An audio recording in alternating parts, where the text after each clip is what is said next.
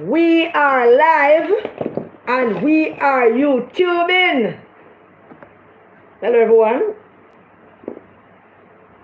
Man, you join us yet? I'm talking about all of that.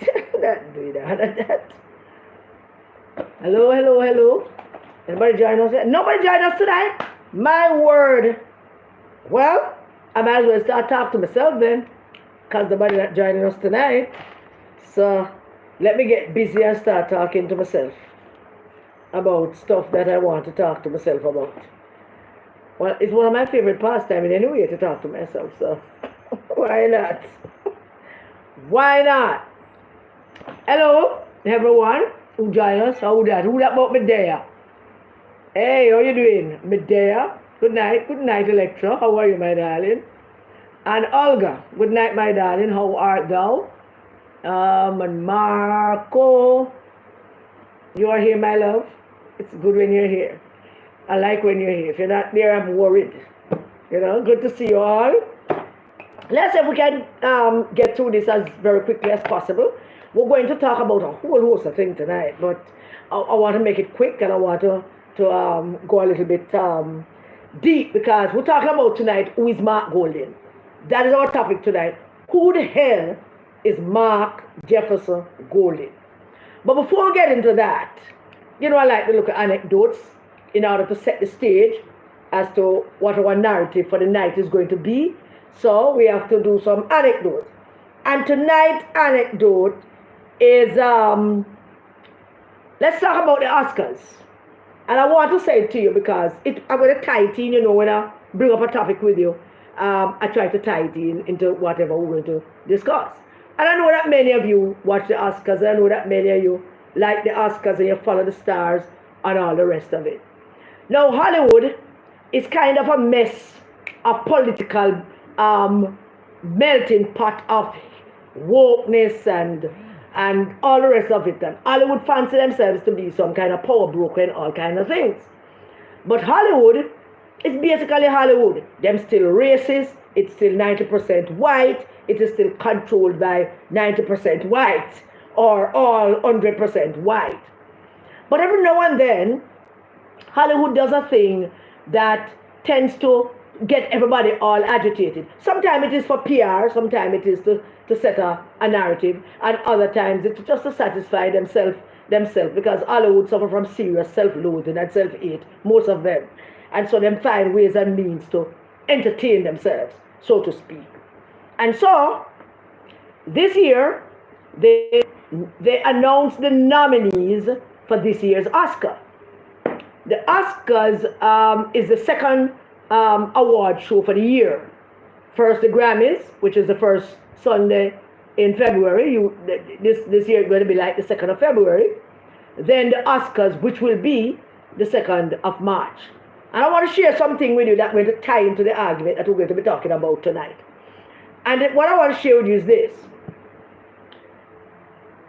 Hollywood have nominated in the leading actress role, Best Actress Award, they nominate 5 persons. Cynthia Erivo, we know her, she's good. She acted in the show called Wicked. They have also nominated Fernando Torres and Demi Moore, stars in The Substance. For their actress in a supporting role, follow me, just stay with me and follow me. For their actress in a supporting role, they have nominated Monica Barbaro, Barbaro, I think that's her name. And Ariana, and Monica stars in a movie called A Complete Unknown. I don't know what that is about. But they also nominate Ariana Grande in the movie called Wicked, and Felicity Jones in The Brutalist, and Zoe Saldana in a very good movie, Emilia Perez. I am rooting for Isabella Rossellini in The Conclave, but anything can go. Why am I sharing this with you? Well, let me go a little further first. In the male category, in an actor in supporting role, the nominees are Adrian Brody, who stars in The Brutalist, and Timothy Chalamet, and you know him from Call Me By My Name, Call Me By Your Name, a complete unknown. I don't know who Coleman Domingo is, but the other big star, there's 3 big stars in the 5 nominee, is Ralph Fiennes in The Conclave. So that's basically their nominees. Now, why am I bringing this up? For the first time, Hollywood have nominated a transgender woman as for the lead actress role. And that transgender woman is, well, I used to know her, we used to know her as what's her name? Sofia Gascon. We now discover that her full name is Carla Sofia Gascon. And she's one of the nominees in the Best Actress category for her role in Emilia Perez. Now, Emilia Perez is a good movie. You should all go watch it. It's on Netflix. It's a very, very good movie. I mean, I can't even find a way to describe the movie, but it's a good movie. Very good. Very well done. And why am I bringing this up? All of these nominating categories, what Hollywood has done is nominate quite a few black actors and quite a few Latinas actors, and they threw in the mix Sofia Gascon as a transgender woman nominated in a female category, a person who is biologically was born a male. So they did that. Then they went on and they nominated Zoe Saldana, who is I think Zoe Saldana is mixed with Colombian or one of them down the place, and all these Latinos. Why did they go and do this? They went and do it to stick it to Trump. Oh yeah.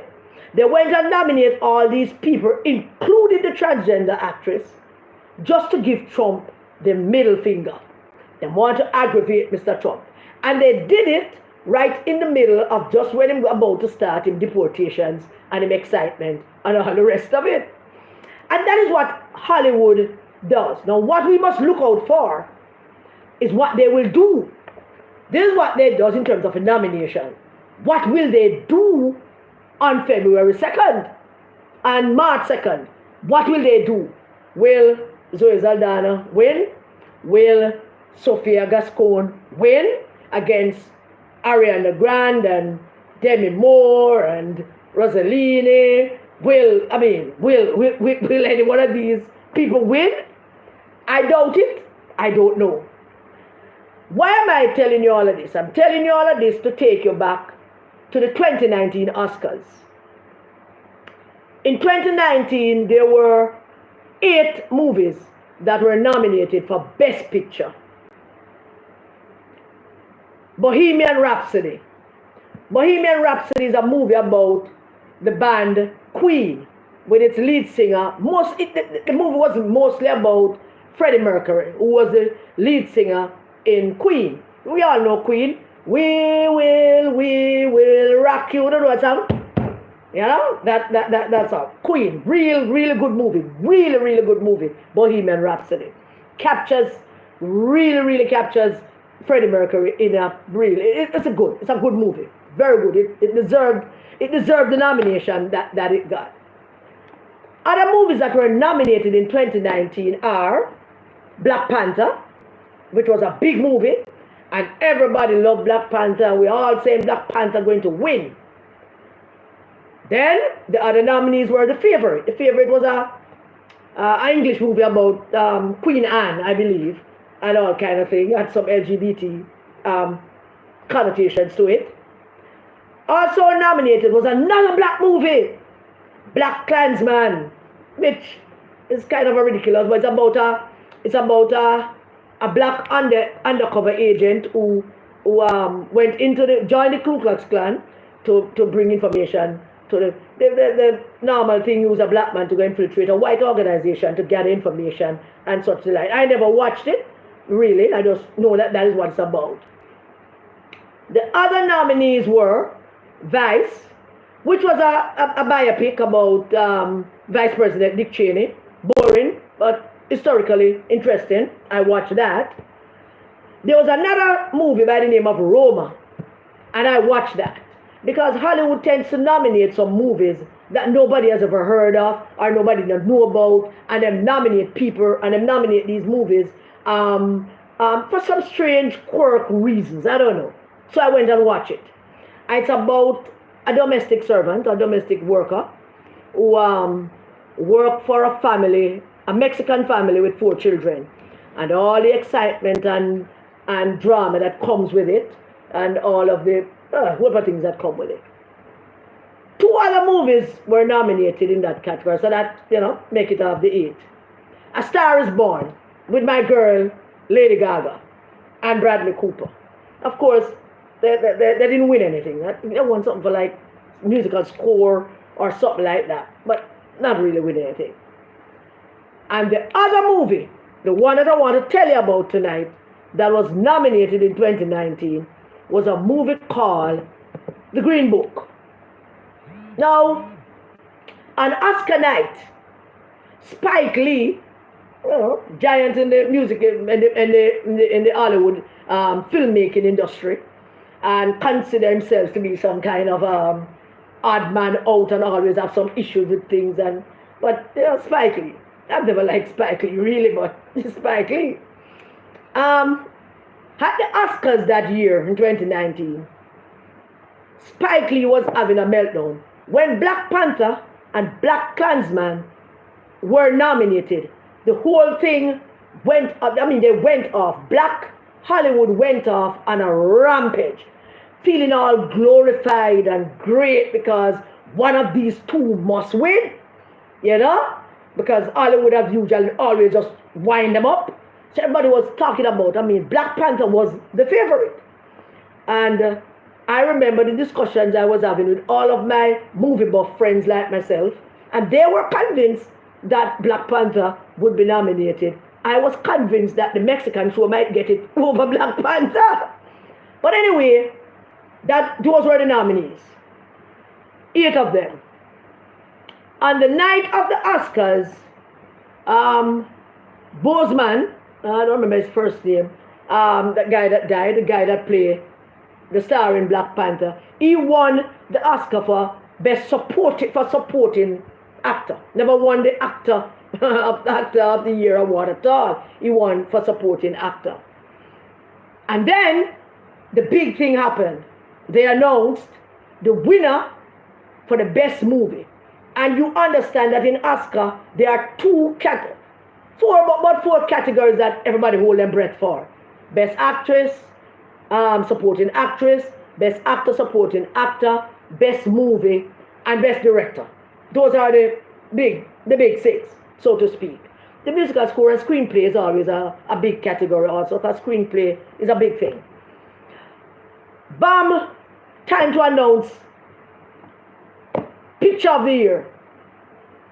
And they move up the envelope. And the winner is Green Book. And when they announced the winner being Green Book, the applause in the hall was not all that great. It was good, but it was not all that great. Spike Lee get up and cut somebody and walk out at the Oscars that night. Spike Lee got up, cussed somebody and walked right out of the Oscars that night. Why? The Green Book is a movie about a black pianist in the 1960s by the name of Don Shirley. Great pianist. I read up about him from the movie came out. I started reading up about Don Shirley. So it's not a biopic, but it's a true story of his journey touring America in the South in the 60s. And he hired a chauffeur, a white guy, to drive him around. A guy would drive him around, be a kind of a bodyguard too, because him going to the South. Him going to Tennessee and Mississippi and Georgia and Alabama and him going down on them place. So he need a white bodyguard, stroke chauffeur, stroke people for carrying bag and shine him shoes, except the guy saying not shine no shoes. So he hired this guy.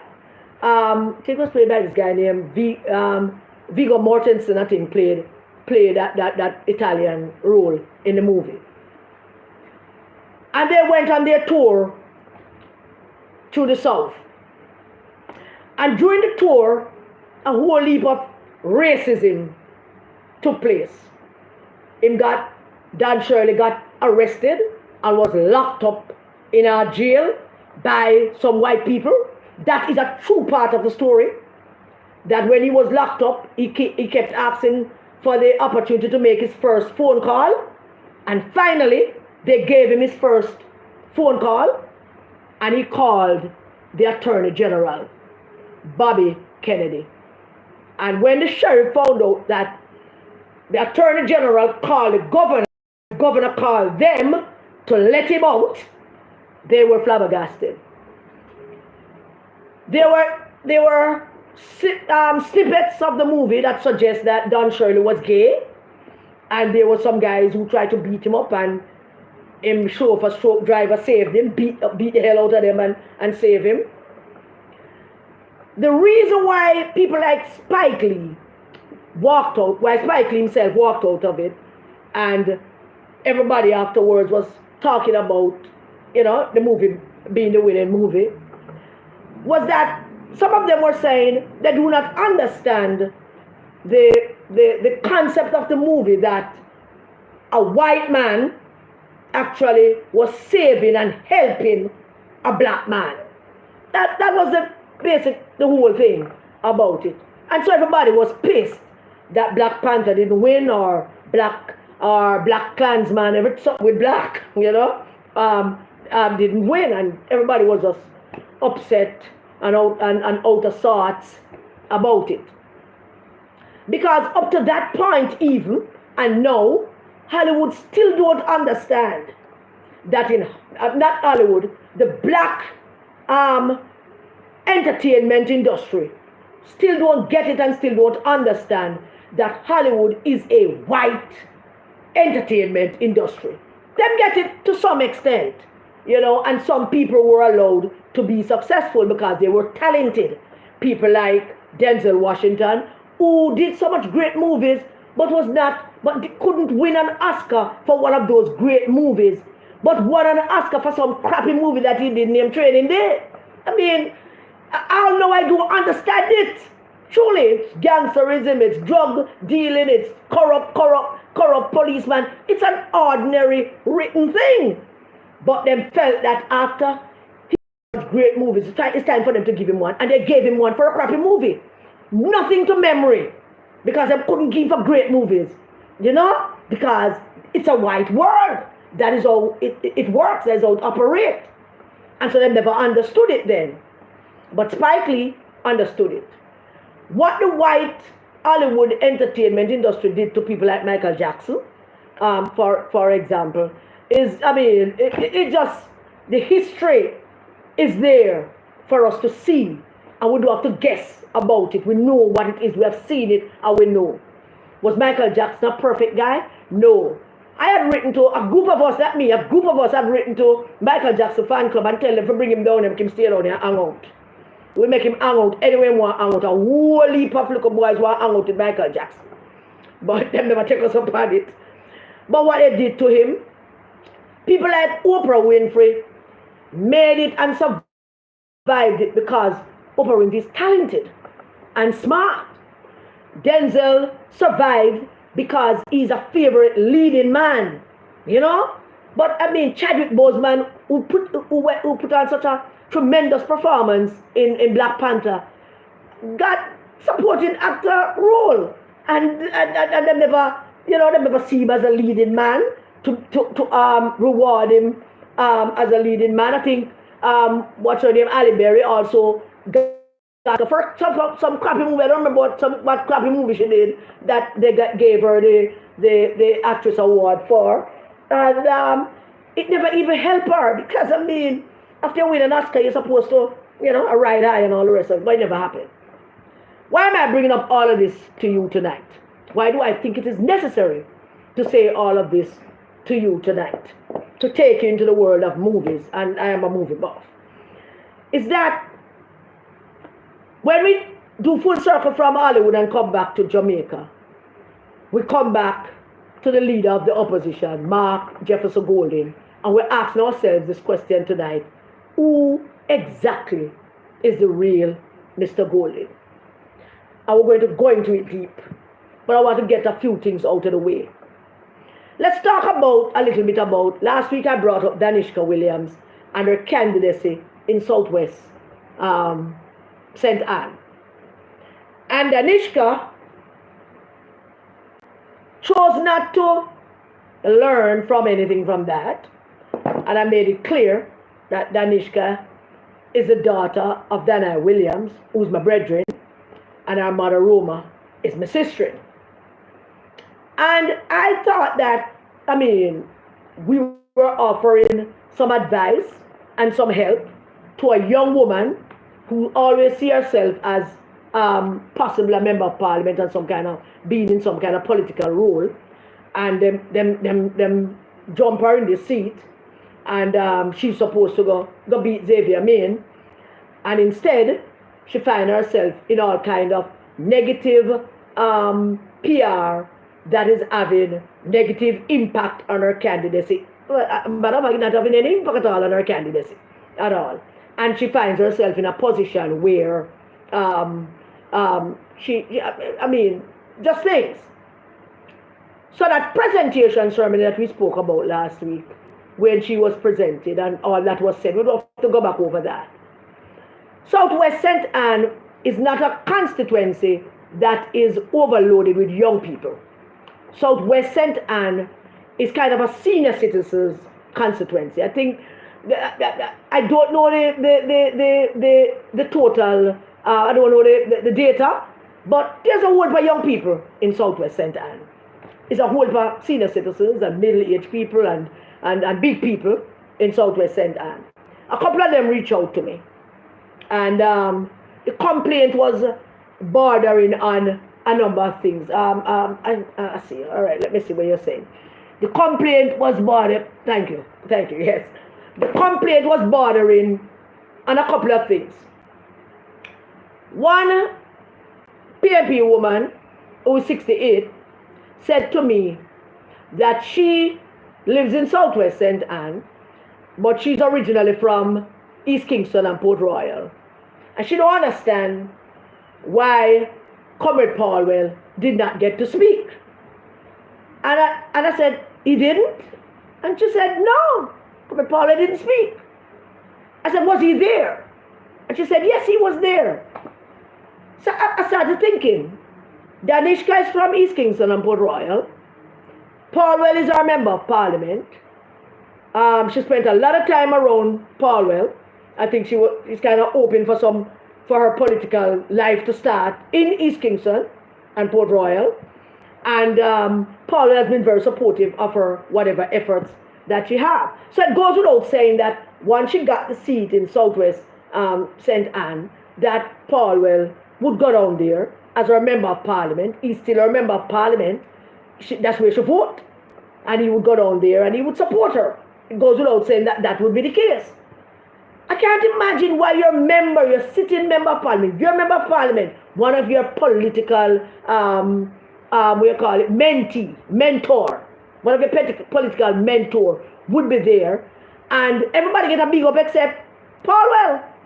Some people get to talk on the mic except Paulwell, who is your member of parliament. Paulwell had a town hall meeting down there, I don't know, probably a day or two after. And people talk about it as well. How he was sidelined and wasn't allowed to speak. I wasn't given a speaking role at the presentation of one of his young constituents. So there is that. Then she take on Mr. Vegas, who I like very much. And because I like Mr. Vegas, I'm going to make this somewhat personal. I don't know Mr. Vegas. I've never met him. But you see that song, what song go? Kill him with the yo. I don't know the song. That song? That was the only song one time when that song was on. They just get up and they just sing, they just tango, all that kind of things. So I like Mr. Vegas. I like Mr. Vegas also lately, not only the song, but lately, because of his stance. How he was the only one man standing against those treacherous traitors down in the US. demonstrating and protesting against our country on foreign soil. And Mr. Vegas got out there with him big microphone and bust up liberty for them. So Mr. Vegas is my kind of guy.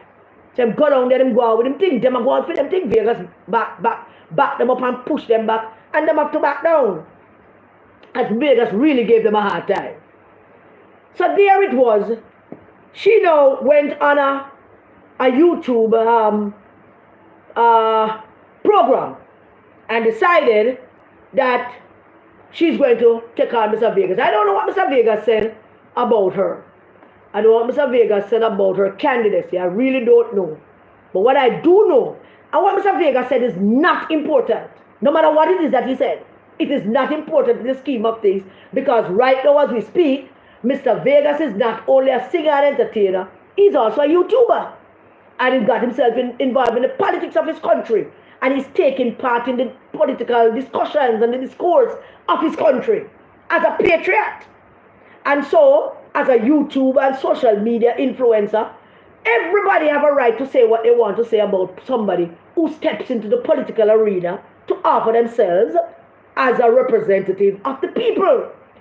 We have a right to question you, to ask about you, to make innuendos, to make suggestions, even tell white lies about you. We tell some of that sometimes. White, small lies. Right? Some YouTubers tell big lies. We're not that. Huh? So I have a right to question her about her candidacy and say what he has to say about her. Instead of taking that with a little bit of human candor and try to move on, she turned that into a story. No. Is she doing all of this, you know? Nobody believe that me come on here and beat up Danishka, you know. That's not something I would do. I am pointing out to you that the PNP have trust Mark Golding, have trust this young woman, inexperienced and lacking in the decorum of a candidate because she have the training. And Danishka is one of them young lady who would reject training because she thinks she know it all. It's not strange. It's not a bad thing I'm saying about her. The one of the pick them I think them know it all too. Most young people think them know it all and they think them have all the answers to everything right now. And if they don't, they want the answers right now, all of it. Danishka is just a typical young woman who lacks the experience to go into representation politics. And she chose to go on a platform, go talk about Mr. Vegas, instead of going on the platform, go talk about her candidacy. And then when the Vegas thing come up, somebody would have given her a talking point. Vegas said this, you should just say that. You know? No. But you seem to have joined that bandwagon of people who tends to divide and create animosity and look in war with people. Remember, that's Mark and Gold and Bunting kind of thing, you know. Divide, make war, push out, make trouble with people, answer everybody with a negative argument. That has been their thing. You seem to pick that up. It just totally baffles my simple mind as to why she would answer Mr. Vegas and why she would go through the entire thing, the length at which she answered Mr. Vegas and what she said and all of that to create more controversy, because that's where Mr. Vegas is going to have to answer her, which he did, and that won't look good for her. So I don't know if any young people in Southwest St. Anne want that, because if that is a strategy, it's a losing strategy. If the strategy is to answer every social media influencer out here who beating up Uno and not supporting Uno, if that is a strategy, it is a losing strategy. Not where to win no votes. It's losing people. But that is a speciality. That's Mark Golding's mantra. That is his thing. We don't want you around. We don't like you. You go away. Their politics is one of division, one of take away, not multiplication, not addition. Theirs is one of, division. And I do understand it.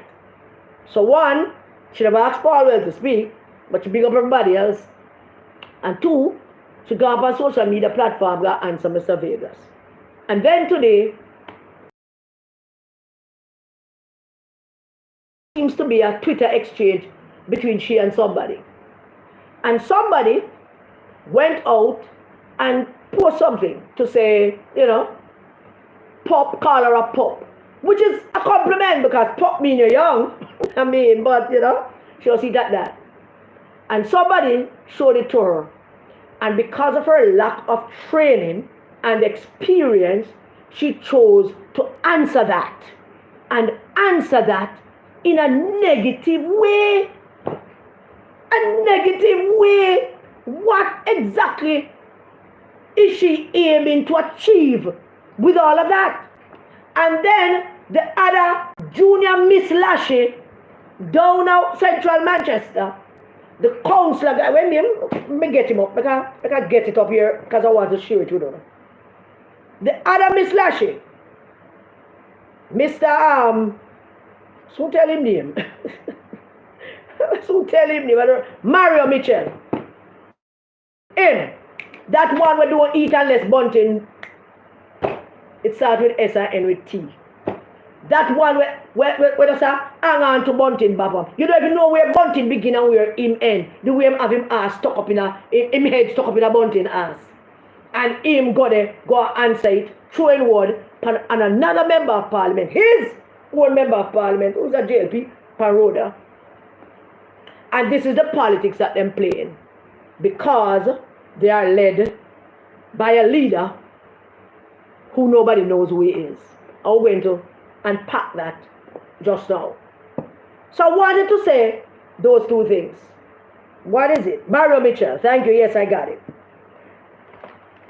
Some good news in the economy. Some very, very good news in Jamaica economy. I am told that business confidence is up 17.3 points. Last year, third quarter was 132. This year, third quarter is 149.3. Yeah, Jamaica.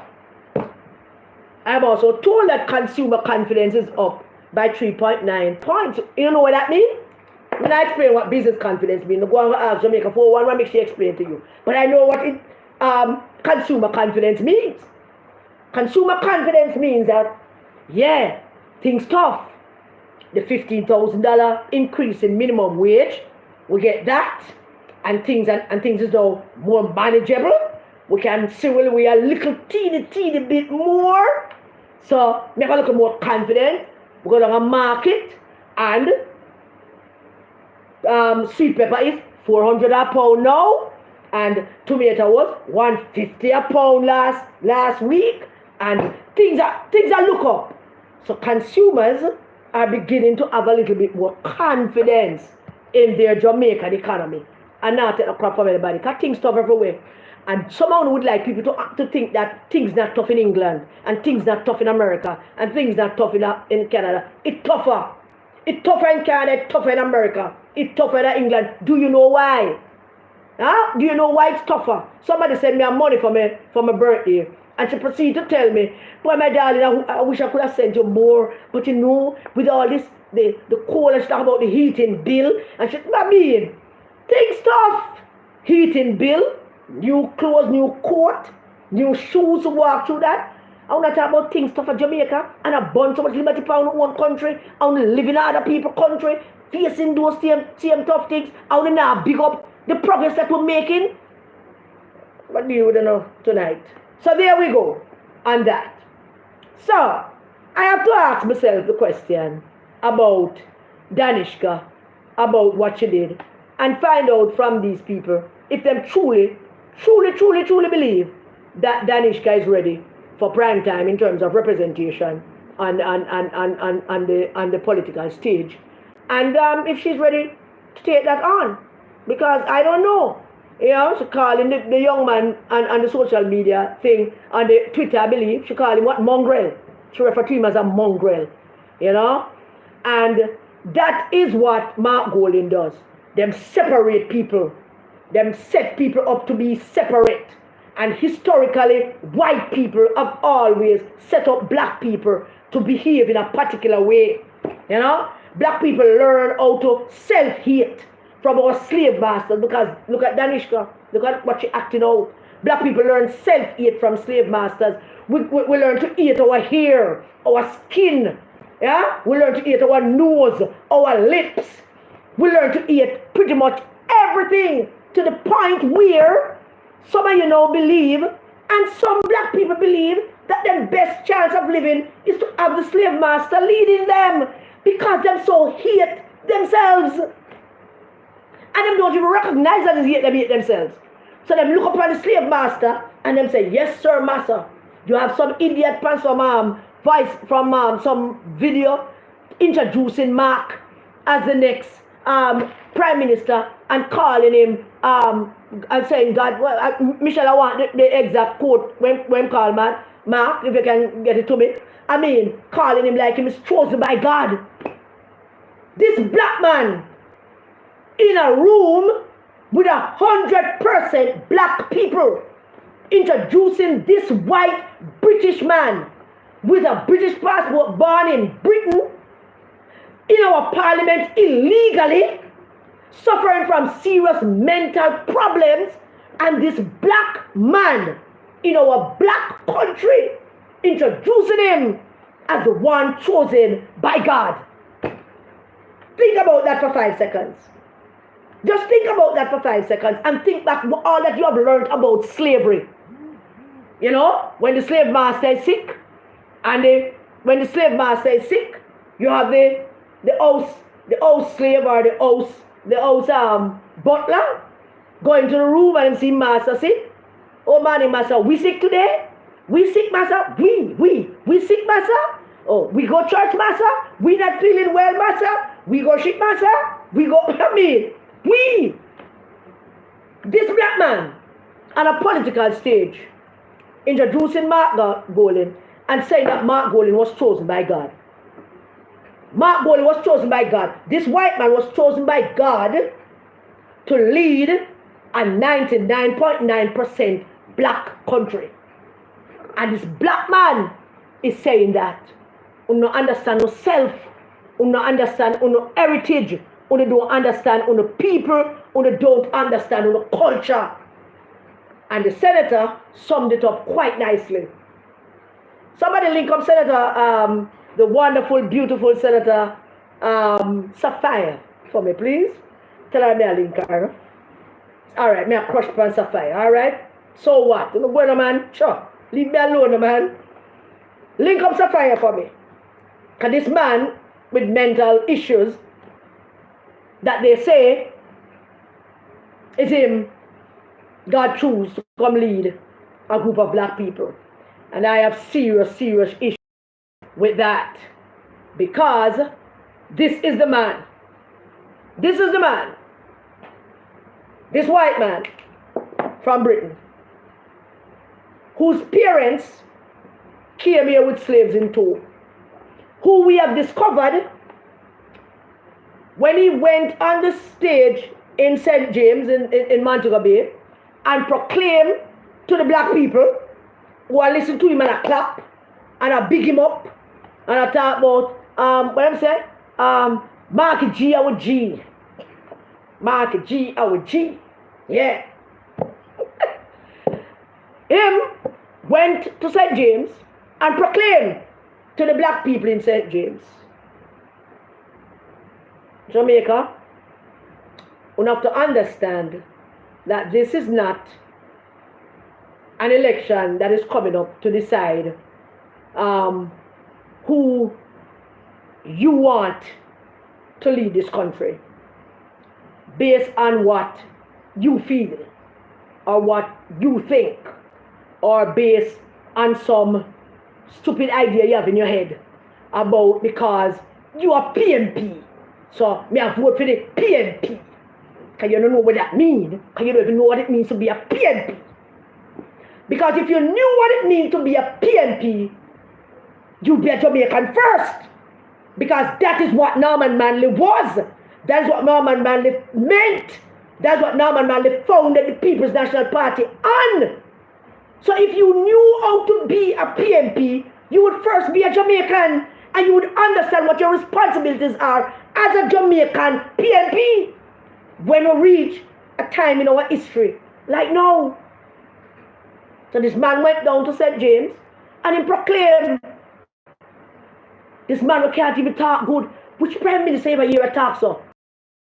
And I have a plan for Jamaica. Yeah, I have a plan. And I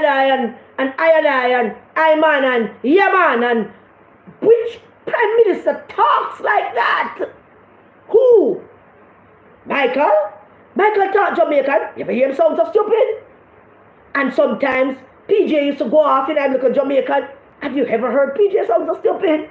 Nobody talk Jamaican better than Portia. Did Portia ever sound that stupid to you? Talk about Iron Man and I'm a sister. You ever hear Portia say anything like that? Yeah? Have you ever? I have a plan for Jamaica. And him say it with such distaste that none of you understand what that plan is. All you ever talk about, you can't read through it. Because that plan don't mean anything for you. But you don't know that. Remember we talked about it last week? But Mark Twain said, it's easy to fool people, but it's hard to convince them that they are being fooled. Him still a fool, you know. And when I bite lock, stock and barrel, so I'm going to St. James and him say, I am Jamaican, and my parents are Jamaican, and my grandfather born right here in Cambridge. And then lo and behold, we discovered a number of things. First of all, his parents were not born in Jamaica. His grandparents were not born in Jamaica. We know him never born here. We know that.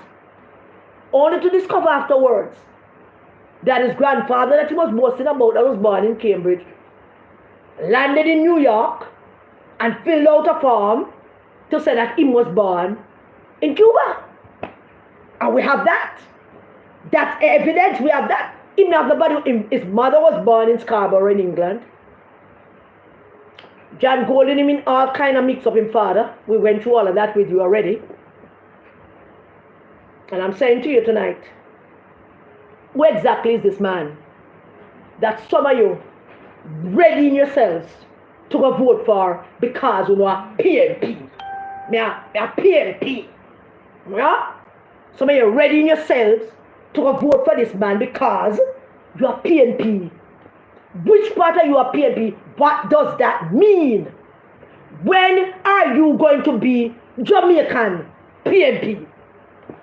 When? Huh? Mark holding up and Mark G with G and Mark G and Ray and PNP about win and Mark are the leader. I want you all to take into stock this one fact. This one fact, and I want you all to take into stock. There's nowhere in our history, nowhere at all, where we have ever taken a slave owner's grandson, great grandson, and put him at the pinnacle of our politics and give him the country to run. That has never happened. When are you going to get that? Oh, me a PNP, you know, me a PNP, who a PNP, me a PNP. The politics have found you doing that whole dance where you're PNP, but you're not Jamaican because you're PNP first. You're PNP first, living in Jamaica. This man organized protests on foreign soil. Get people to go down to America, go protest against Jamaica, to make Jamaica look bad. Spread propaganda upon Jamaica, to make our business partners and the international community look at us funny. Because a white man who leading a black party send some black people, Jesus have mercy, some stupid, nincompoop black people, who go and go protest against the prime minister and the country. And then after that, people are going to vote for me, I'm going to become prime minister, and then you're all going to be leading something. You're all going to leave America and come to Jamaica and be on board. And we're going to pay your plane fare, and we're going to pay for your board appointment. Every time you come a meeting, we're going to do this and we're going to do that. But you're PNP. And that is enough for you. This man who took it upon himself to take up this party leadership by beating down a black Jamaican woman. beat down a black Jamaican woman, and all of you line up behind him. All of the black people line up behind the white man because of the hate on themselves. You suffer from self-hate. You need this shiny, bald-head, drunk already, white man to walk behind him because of the hate on yourself. Look around you, all over the world. Look around you, everywhere. We don't beat up white people. We don't have nothing against white people. We just don't want a white man lead we. We don't have nothing against white people. Look around you. Do you see any white country and the black man lead it? Do you? Do you see any white country with any black man leading it? England elected Rishi Sunak for Prime Minister, but England is a melting pot of diversity, filled with a whole heap of different people, probably one of the most welcoming country in the world for that. And Rishi Sunak rose through the ranks, an Indian man with straight plate, with straight nose and pretty hair and rich, and he become Prime Minister. He said a black man down there in one of those parties trying to be Prime Minister for a 99.99% white population. You say the black man striving to lead Sweden or Norway, Denmark, Switzerland. When you say the black man striving to do that, only in a black country you would find a white man brazen enough to say what to lead this country, and have some black people saying, yes, massa, yes, sir, who are you to lead? Come lead us. You are the chosen one. Yes, sir, we bow down. You are the chosen one. Only in a black country, this black country, that a group of people who see themselves as being beneficiaries to this white man leading our country, and thinking for some reason that if they elect him, their lives would be great. Oh yes, I'm talking to you, Jamaica. I am talking to you. I want to thank all the people on the live, all the people who listen. The silent listeners, those who meet me in the supermarket, on the street, them seem to be more frequent these days. Once I open my mouth, there's always somebody in the line or behind me. Hello, Miss Cross, in the bank. Thank you all for joining me. Jamaica have a responsibility as a country. Me a PNP. Me a PNP more than the whole of them because me understand what that means. Me know what that means. Me know what Norman Manley meant when he started this party. I know what Michael Manley meant when he talked with passion about our country and our people and what we can do and what we can achieve. I know what he meant. I know. So I could never want to support a white man to lead my country. So I'm talking to you Jamaicans. You who really make up the real electorate. Not the hardcore PNP, not the hardcore JLP. You Jamaicans, that about 15-16% of you, that really makes a decision about who leads this country. I am not one to tell people who to vote for and who not to vote for. I don't like doing that because I cherish the right to vote. I like the fact that Paul Bogle marched from Stonygut to Spanish Town and burned down the damn courthouse because he wanted the right to vote. I like that. But I don't treat the right to vote like it's just a right. It's not just a right that you have to cast a vote. And by the way, it's a right that some of you don't even exercise. You don't exercise that right and you stay on one side, you're talking about playing in the politics and the politics and you get your ID and you have a vote. You should lose that ID for not exercising the right to vote or to protest not to vote. Fine. But you're not protesting either, not voting. But you, that 15, 16%, it's going to be up to you. It's going to be up to you, totally you. Because there is that group who fancy themselves to be PNP. Yeah, PNP. What are you going to do? Are you going to say, me a PNP or me a no P and me no vote because you like them, me a man who wear my teeth? Of course, who wear my teeth? Everywhere across the world, every politician a thief. Which politician you don't know is a thief? Every politician a damn thief. Why would you be a politician if you're not a damn thief? Huh? Look at the quality. Look at the quality of people that this party, the People's National Party, is putting forward for you to vote for. Look at them. Some of them figure that them do have nothing else to do in life and them can't do nothing else in life, so this is where they're going to be. The people of Eastern Westmoreland is asked to vote for a pedophile, a man who set out to destroy his party and said it loud and clear, make us mash it up and build it back in 5 years. And now they're asking you, the people of Eastern Westmoreland, to send him back to King Charles III Parliament. Seriously? Should I ask you, the voters of Eastern Westmoreland, to give that some thought? Think about that. A man was run out of his own hometown. They ran him out, vote him out totally because of all of his collective issues. And he can't go back there.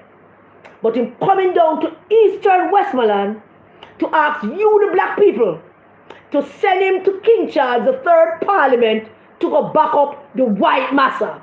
Jesus, man, Eastern Westmoreland, think about that. That's all I'm asking you to do. Think it through. Do you want this man in your community? Your children at risk? Do you want him there?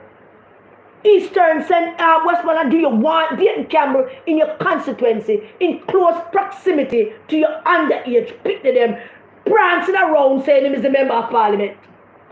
So you have a right to walk up and down the people's yard and touch up people, girl, pick the underage. Because you remember, do you want that? Eastern Westmoreland, and the behest of this white man who you are purporting to be leader. It is sickening to watch some of you.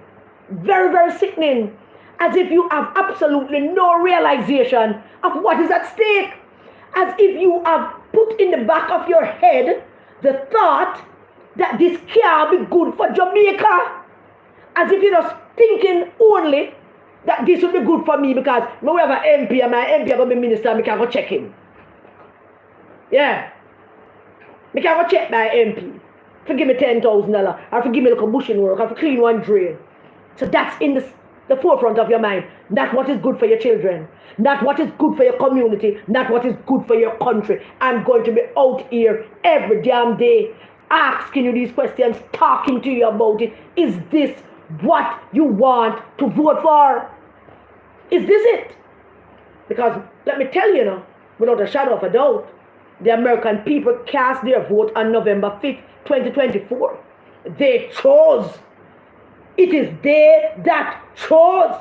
And they chose despite all the evidence in front of them to suggest that they shouldn't.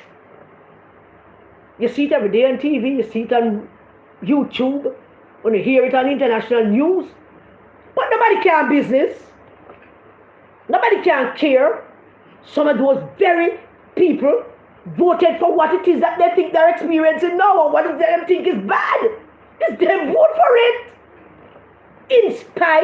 Despite of the fact that there were overwhelming evidence being presented to them daily as to why they shouldn't. Are you going to be that, Jamaica? Are you going to be that? Are you going to be the ones who have the evidence that we have been giving you for 4 years? See the evidence, know in your heart, because you all know in your heart that this is not it. And you have it in front of you. And you still intent to do this. You can't take it back, you know. It's 5 years before you take it back, you know, when you do it, you know. And the Janu, you know, some people know said that did I go on? How can you say that? You won't be able to say that. We told you. We gave you the evidence to present it to you. Every day it is being presented to you on social media as to the reason why you should choose your country over this party led by this man. And nobody has no illusions, you know. The only PNP that I know what is at stake here seems to be me. And I don't know if it's just one voice in the wilderness and reaching for some Bible quote and some Bible stories to justify that one voice in the wilderness. I don't know. I don't want to be the one voice in the wilderness. I don't want that.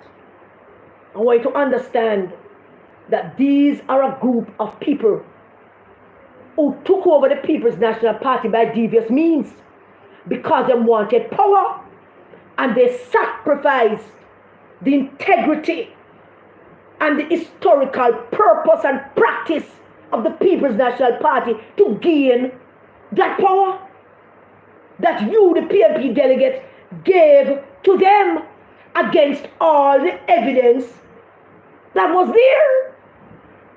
You chose him over the black woman.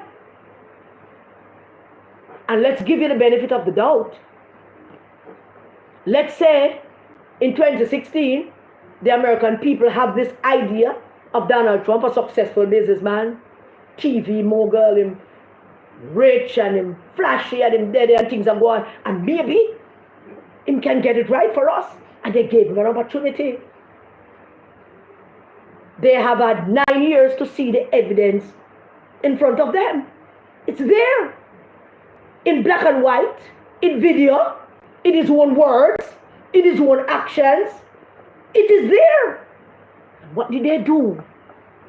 They chose. They chose, and now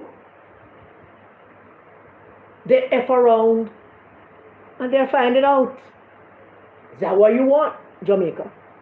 Do you want to give a man a chance?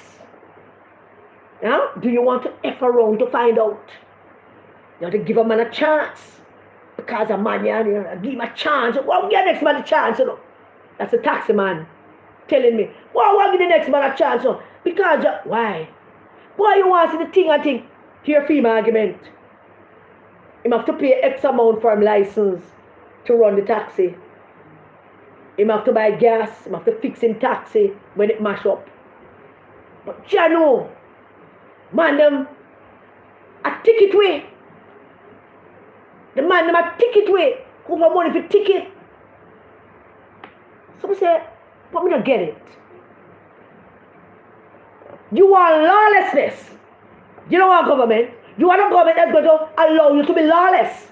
Where you can run the stoplight and carry 1,000 people in the taxi and do all kinds of things and don't pay a price for it. So you want lawlessness. If it's lawlessness you want, then that's the man for you. That's the man for you. Because you want lawlessness. You don't want government. And all of you. I had a conversation this morning with a young fellow in the bank. He's a teller in the bank. And I said to him, he have to be doing something for me and it's going to take a little while. So, and the system at BNS was just crappy. And he said to me, and I said to him, is this what? I said, how old are you? And he said, he's quarter century, he's 25. And I said, is this what you want to do for the rest of your life? He said, no. I said, what? I engaged a conversation with him mainly because he went to KC, you know, our school. And he said that, no. I said, what do you want to do?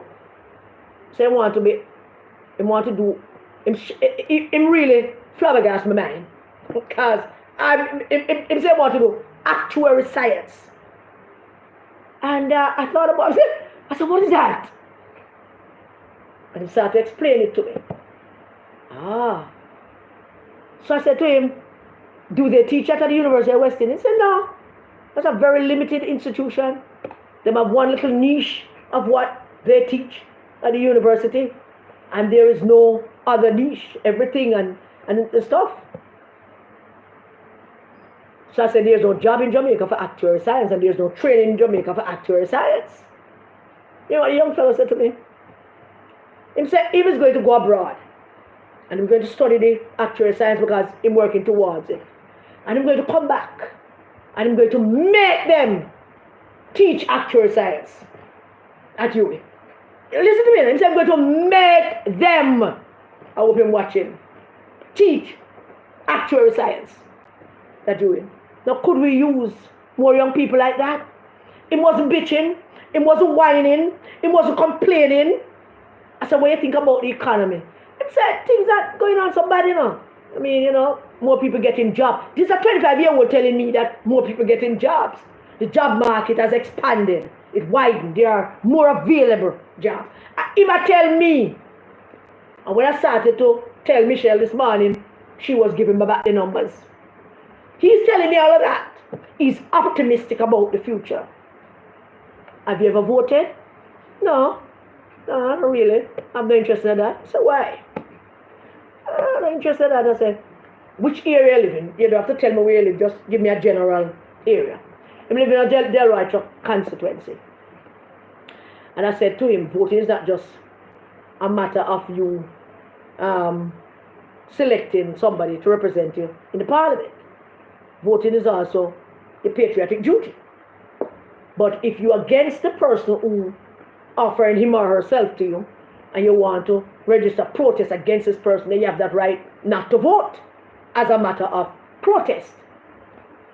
And he went on to tell me some things that some people that he knows that Mr. Chuck did some things for. My point is this. Why I'm telling you the story. My point is this. To the PNP voters. The 140,000 PNP voters who didn't show up in 2020. 140,000 plus of you didn't show up. I am asking you tonight, why? Why didn't you show up? Because when we went on the road, some of you told us the reasons. And many of you were just doing a protest vote against particular people. The people of Hanover told who didn't vote, they were protesting against Ian Hills. Some other people were protesting against some other people. Why they protest vote? So I'm saying to you, 140,000 of you, what do you think have changed? What has changed that you would want to know come out to vote? Because these are the same people. These are the same batch of people. There's nothing new. If anything, what has been added to it is their treacherous behavior. It's the way they have undermined their party and the country. It's the way that they went about dismantling and systematically dismantling everything that Norman Manley and Michael Manley made the PNP to be. What other reason could be more compelling than this?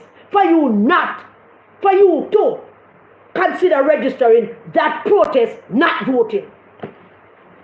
Why not? We talk raw, you know. We not go around the corner, you know. Me no innuendos and no sly remarks about what I think you should have. I'm being very, very clear with you. You did not turn up to vote because you did vex about something. What do you believe has changed? And if it has changed, is it for the better? That is the question. And let's go through it. For those who didn't show up and vote for Luther in Eastern Westmoreland, what was it? The young farmers down in Eastern Westmoreland told us that Luther stopped caring about them. And they protested that by not voting for him. Some big women and big men in Darlistan,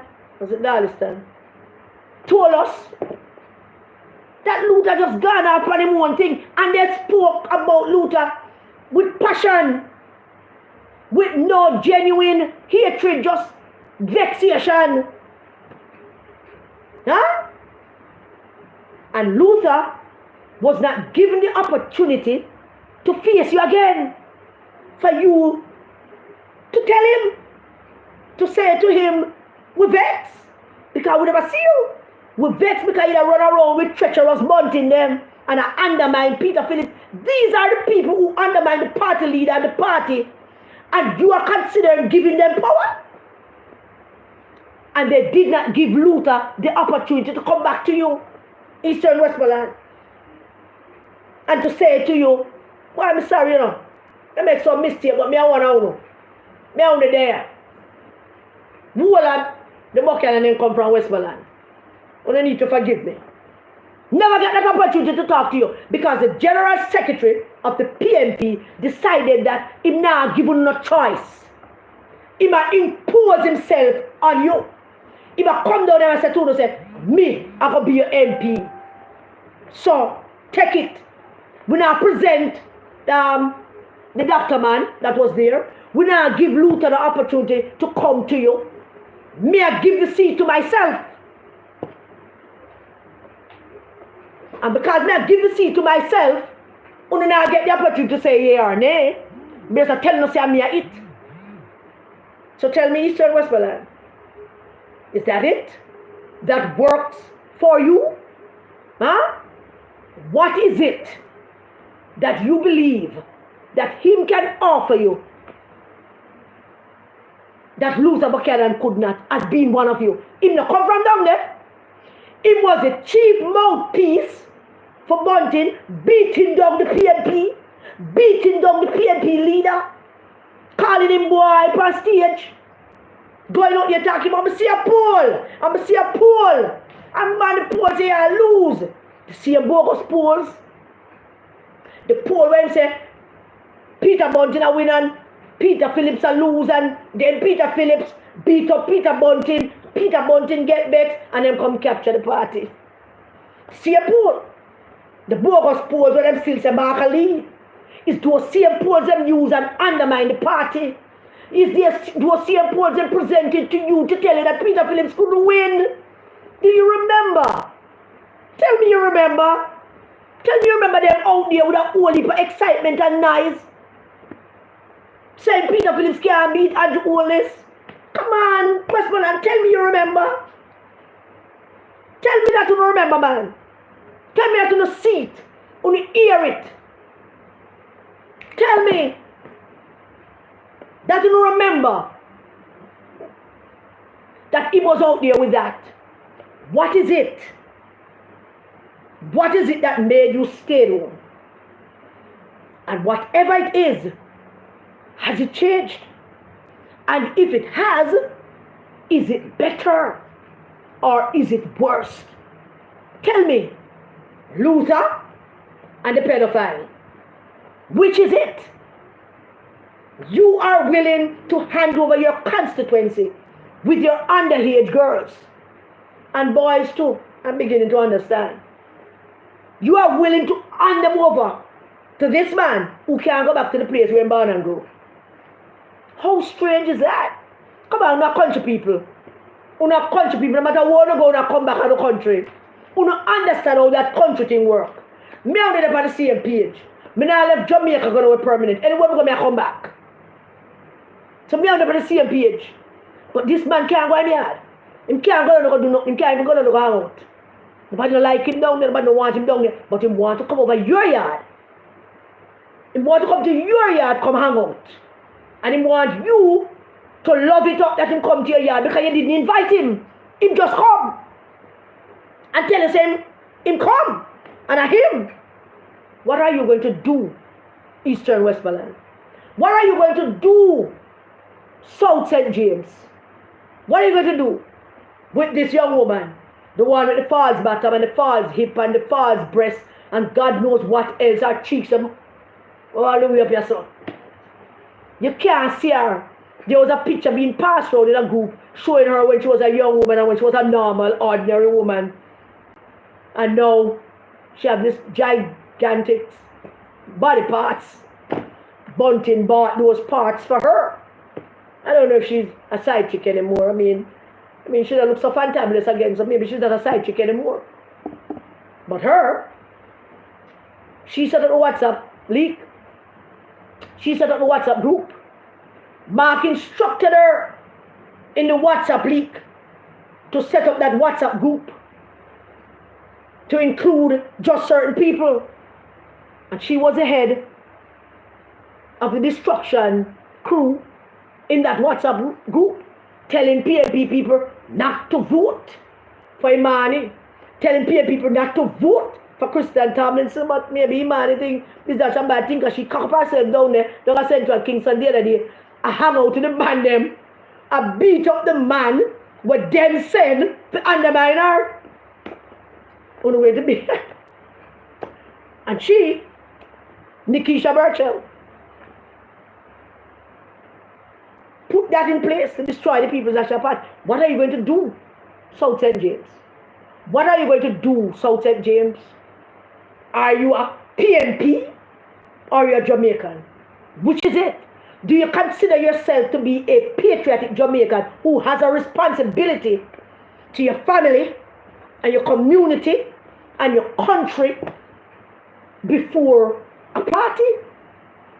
Do you consider that a responsibility that is far more important than you squint up your face and beating up your chest about your PNP? You don't know what that means. You don't know what that shit means. So stop it. None of you. But you're PNP. Because you believe that being a PNP means that you have to vote for a pedophile, or being a PNP means that you have to vote for a damn blasted idiot, or to vote for a white man, or to vote for a witch. Being a PNP means that you have to vote for every dog and puss in a orange. That's your idea of being a PNP. It is not a PNP. That's not what Norman Manley meant it to be. Hell, that's not what Buster Banty meant that to be either, as a JLP. Who never read what the man them said? What the man them meant when them start them party there? The man never meant that you must go vote because you have on green or you must go vote for that man because you have on orange. That was not the intent of it all. It was for Jamaica. It was only for Jamaica and the Jamaican people. It was not meant to be a cult surrounded, black people surrounding a white man who captured Norman Manley Party, wanted to give it to another man to ingratiate himself with black people by saying, him give the party leadership to a black man who was a damn thief and a scammer. And now, it's Norman Manley Party. That is not PNP. The country is doing well. Why would you want to take up yourself and go give this white man control of this country? Every single one of you. Every one of you that's run up and down behind this man. Talking about a PNP and the next Prime Minister of Jamaica.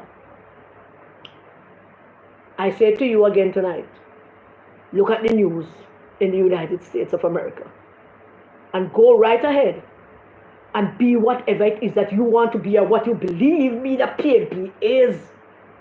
Go right ahead. Pick that. Choose that. F around, because you will find out exactly what it is you are sacrificing.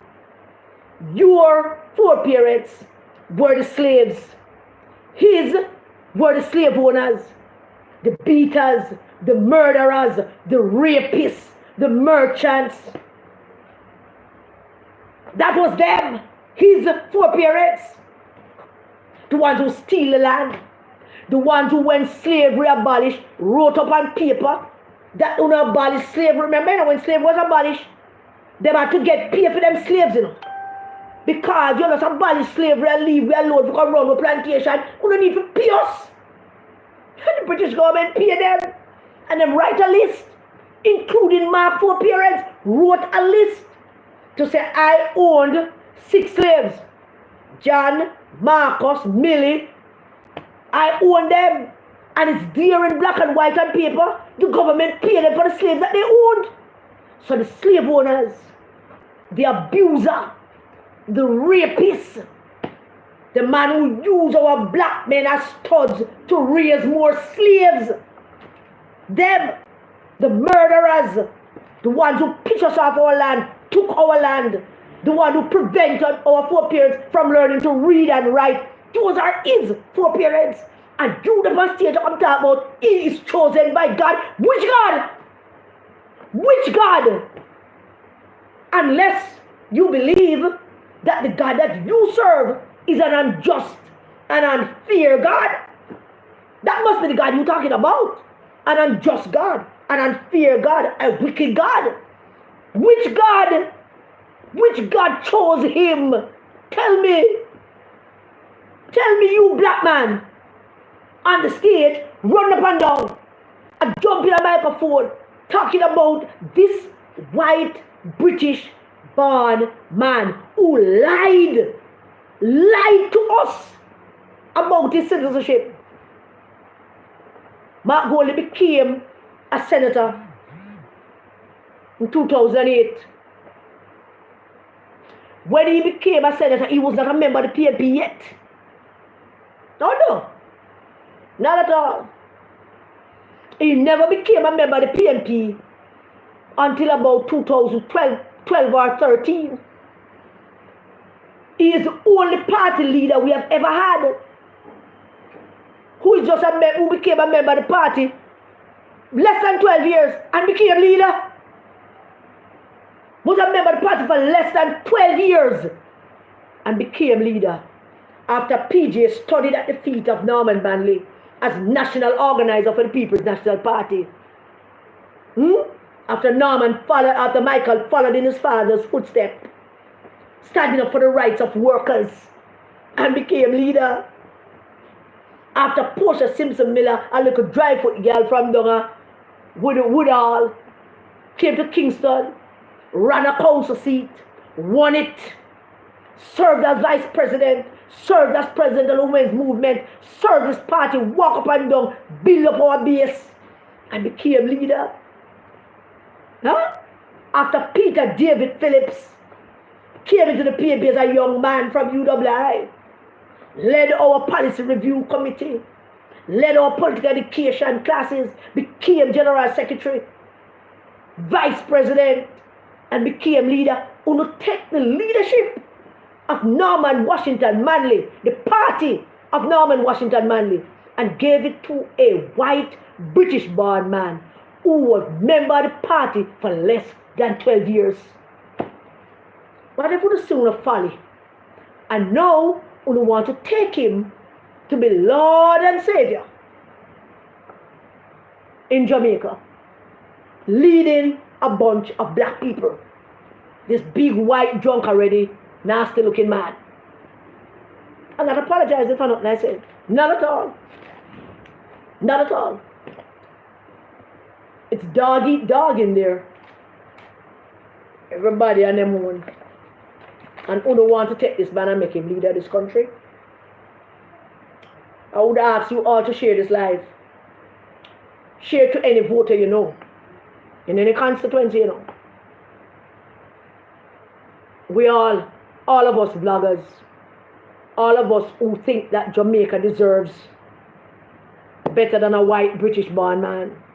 All of you. Everybody have to lift their voices. Everybody have to speak up. There is a time when you have to speak up and stand up for something, for your country, for your community, for your people them. Stand up. Speak up. Don't sit back and say, why are you not busy with it? Politics. You're a politician. I wonder what that means. Now I know. You're going to sit there and you're going to say, we are PNP. We are PNP. If them say, don't come vote for PNP, we are PNP. That's exactly where they want you. That's exactly where Mark Golding wants you. Mark is the leader, so we're going to vote for the leader. That's where he wants you to be. Dumb and stupid and still in your black ignorance. That is exactly where he wants you to be. Where he wants you to stay. I'm getting these messages, let me see. Yes, my dear, thank you for this. Benjamin and Esther Nunes, Mark ancestors, they fill out a claim form for payment for 50 slaves. But Benjamin died before he could collect the money. Thank God. 50 slaves. Benjamin and Esther, Mark's ancestral great-great-grandparents owned 50 slaves. And children of those slaves, great-great-great-great-great-grandchildren of those 50 slaves, want to hand over the leadership of this country to their great-great-great-grandson. You hate yourself that much? Black people, Jamaican black people, you hate yourself that much that you don't believe that it's okay to hand over my vote. I came from the bloodline of 50 slaves owned by Mark Golding's bloodline. And I'm supposed to hand over this country to him. The 50 slaves that was raped and brutalized and sodomized and beaten and starved and breed up like chicken, like guinea pig, and treated like dogs and beaten and shackled. He want to hand over the country to their great-great-great-great-grandson? What is the matter with Uno? What is wrong with Uno? What is it that Uno say that we don't say? Please tell me. Or what is it that you don't see that we are showing you? The evidence is there. It's there for you to look at, for you to read, for you to understand that no matter what you think, and no matter how you believe that your life is hard, which is it? Don't talk about people that suffer. Which people? Which people are suffer? The world of talk about people that suffer. Show the people them. Which people tell us that they are suffer? Because me no people we are suffer. It's always, it's tough, but we are going. Me never buck up nobody will say me I suffer yet. Which people who don't know I suffer? Which? Huh? We don't want to hand over the country to this man because we're not seeking power. Because we promised something. Because we believe that we can make our money, build houses and own cars and whatever it is that we think, we believe that we can actually get from having this man as Prime Minister. And we want to hand over the country to him. Huh? Whatever it is that we believe that Omar Newell can do phone in Western St. Mary. Whatever it is we believe that Dayton Campbell, Ghana, Westmoreland, and capture Eastern Westmoreland. How do you think he's going to do phone? And bunting over in South Manchester, trying to convince South Manchester residents and voters that him should go back to King Charles III Parliament. And maybe, become leader. It's great ambition. What is it that makes you believe that that is good? That you're up in arms about this thing. This country is going to survive no matter what decision you make. But I'm telling you, just like the Americans F around and found out, F around, go right ahead and F around if you don't feel a mind. Because you will find out much sooner than later. Let me see if I can answer some comments.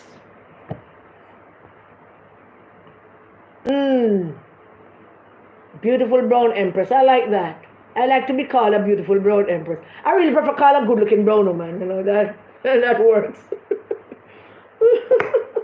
Good night, everyone. Anybody else have anything else to say? Because, I want to wrap it up now. And just remind you, the real Mark Golding is the son, the grandson, and great-grandson of slave owners. The real Mark Golding organized and orchestrated a takedown of the People's National Party for power. The real Mark Golding got together with Peter Bunting and destabilized the People's National Party to take control of the party. The real Mark Golding sat down in Parliament and said no want a black woman behind him. But me see when the young fellow on social media are married to the next fellow, when name Dre or whatever they call him, when name, somebody said me name, Mark Golding in Parliament, and said no want Natalie Nita behind him. But me see Dre behind him.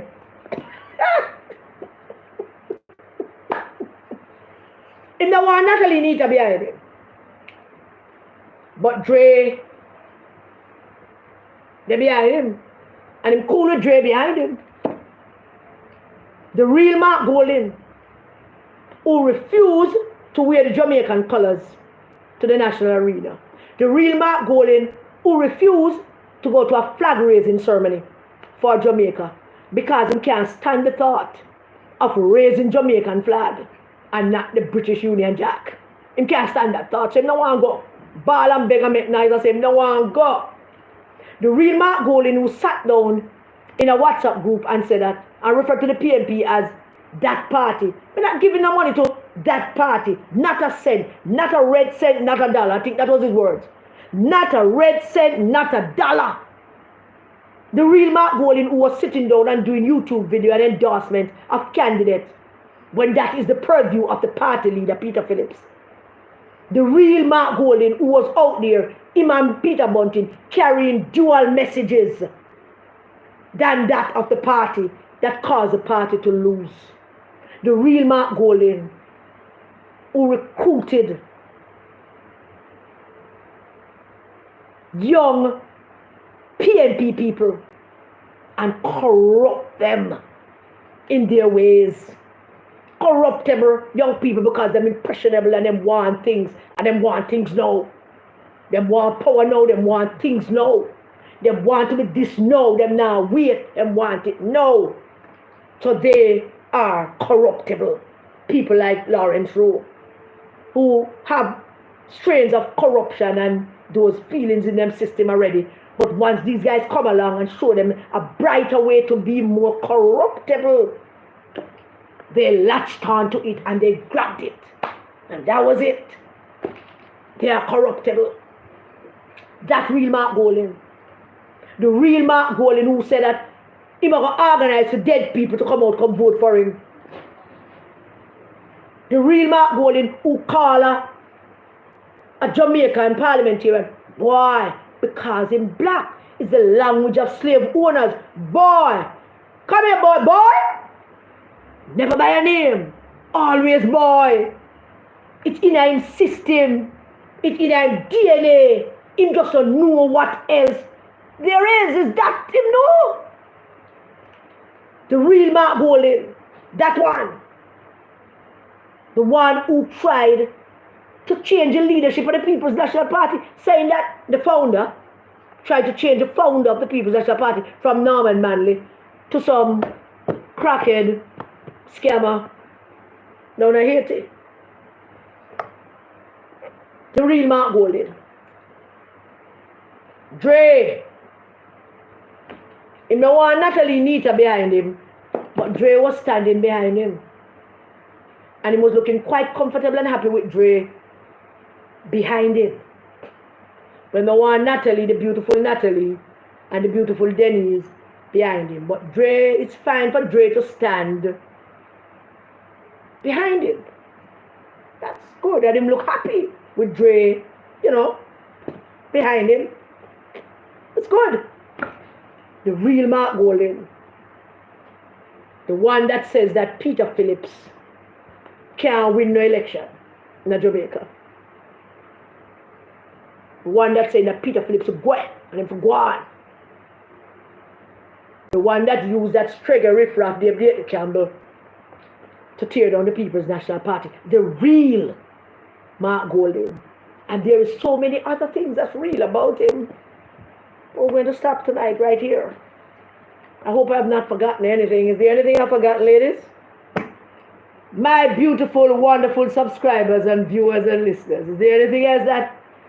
Oh, somebody had said that they want me to say something about the Samuda thing. Now, I don't know about this whole discrimination, this age discrimination thing in politics. There's an age discrimination thing in politics. Let me take some honey.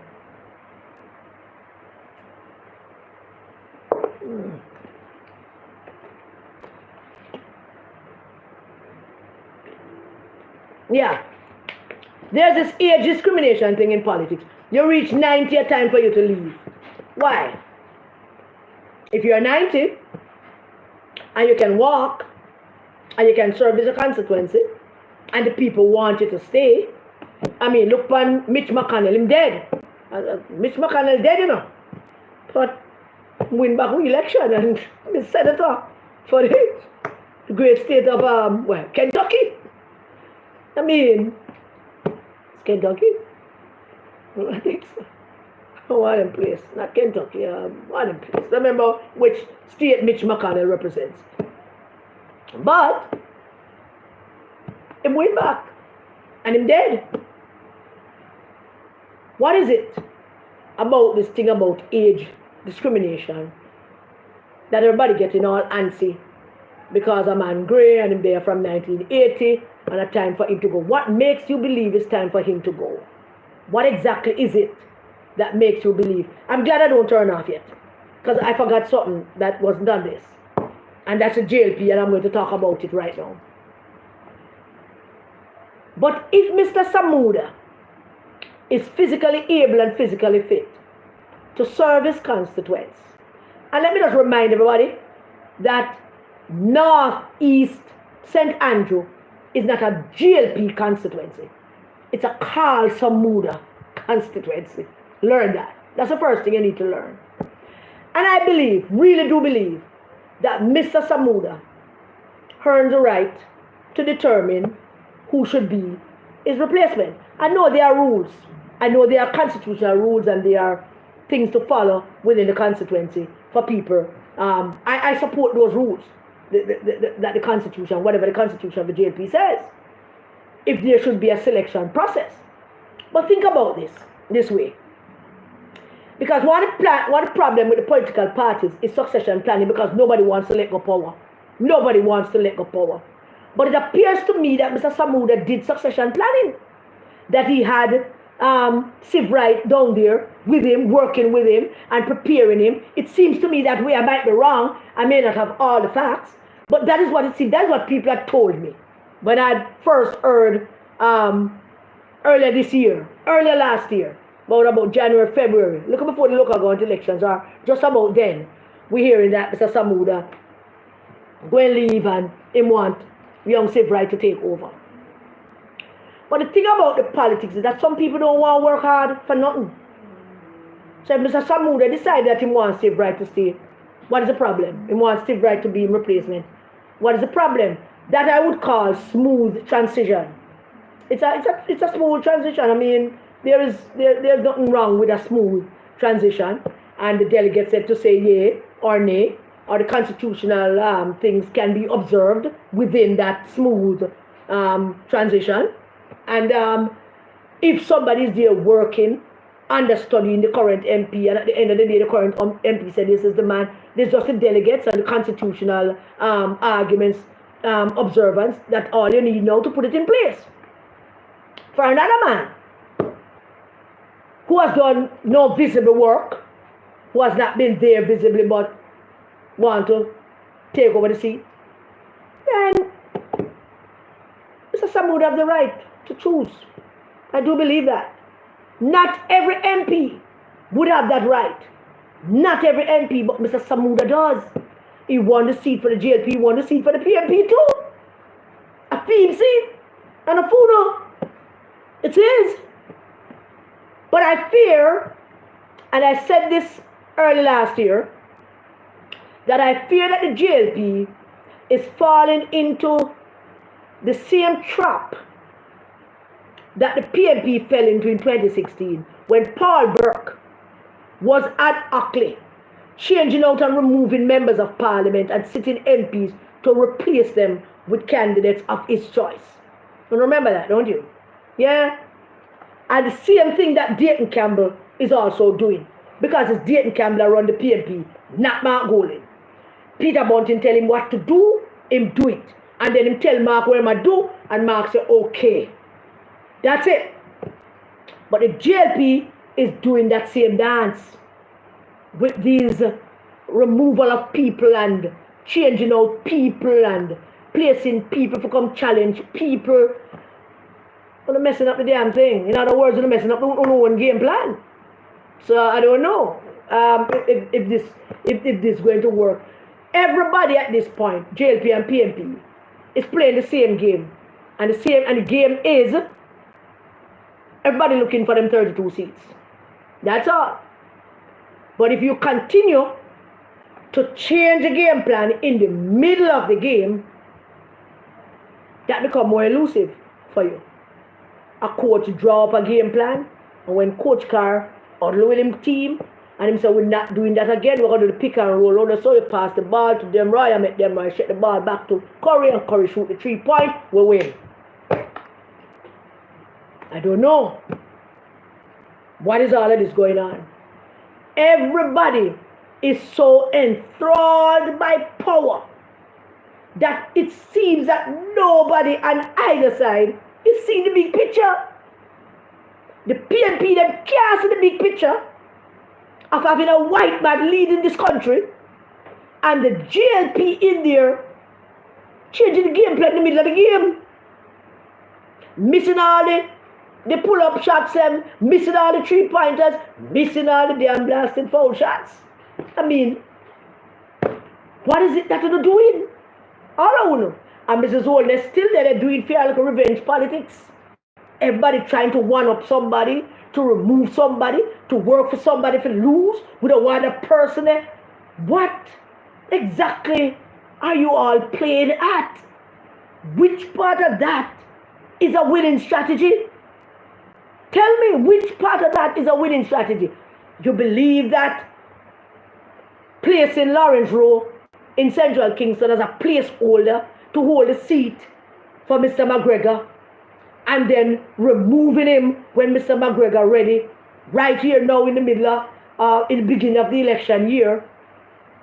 Is that a winning strategy? No, the youth did say it on the YouTube channel and what was going on live when the presentation of one, when Mark said, and them say McGregor going to win, and the little youth said, he's not going to make it. We must listen to that clip. Some we don't want a video. You know, see a little voice and the thing say, he's not going to make it. And it's not no Labourite are not anti-Mark people. Because for them to be there mean them supporting the thing. But the youth just being honest and say, no, I'm not going to make it. Very nonchalantly, very, very just dead it. Open. I'm not going to make it. Because those are not winning strategies.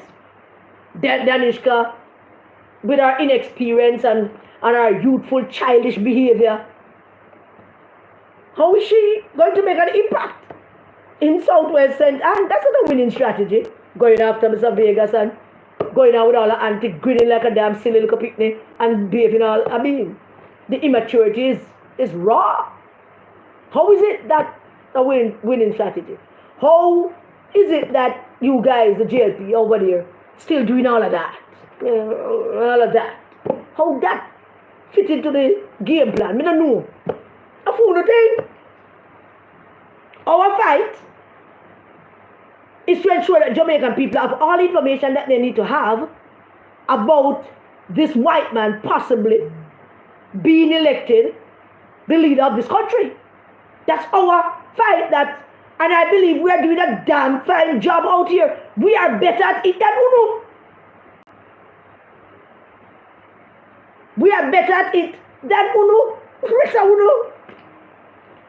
Our job is to inform and educate and convince people that they are being fooled. It's easy to fool them. It is damn hard to convince them that they are being fooled. So we have the hardest job, and only in there, effing it up. I don't get it. I don't get it. So you have to forgive me for that. Sorry I had to done. I had said I was going to finish and then decide that we're not going to mess it up. So I don't know. Michelle, are you calling me? Okay, darling. So, I don't know. We're wrapping it up. We're causing grief. We're doing what we do politically. And that means that maybe we're not care about Jamaica either. What the hell? What are you doing? We're going to end it tonight at this. Is there anybody? All right, let me see if I can take one or two brief something. Sharon Scott, good to have you, darling.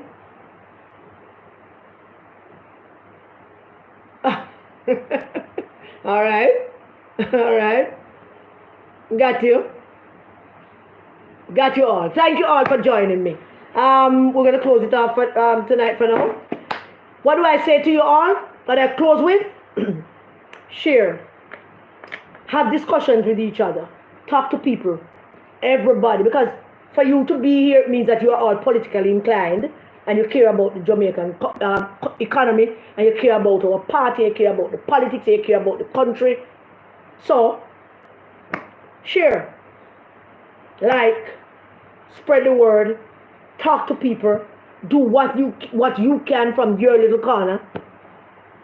And let us see if we can get this done and prevent the Jamaican people from making a crucial mistake of electing Mark Golding to be leader of this country.